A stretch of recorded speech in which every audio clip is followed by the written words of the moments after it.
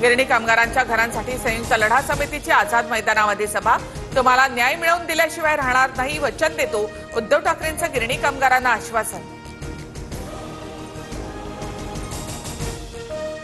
देशातील प्रमुख कामगार संघटनांकडून आज भारत बंदची हाक। केंद्र सरकारच्या खासगीकरण आणि कामगार कायद्यांचा विरोध। पाटण्यातील आंदोलनामध्ये राहुल गांधी स्वतः सहभागी।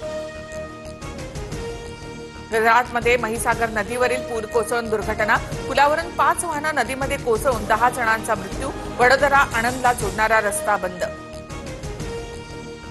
राजस्थानच्या सुरूमध्ये लढाऊ विमान कोसळलं। भारतीय वायुसेनेचं जग्वार लढाऊ विमान कोसळल्याची माहिती। दुर्घटनेमध्ये पायलटसह एकाचा मृत्यू। नागपूर शहरासह जिल्ह्यातील ग्रामीण भागात मुसळधार पाऊस।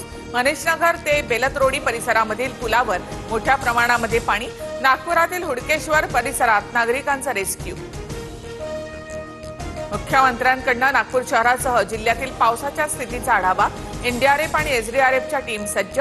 नागपूरचे जिल्हाधिकारी पांढुर्णा गावामध्ये दाखल।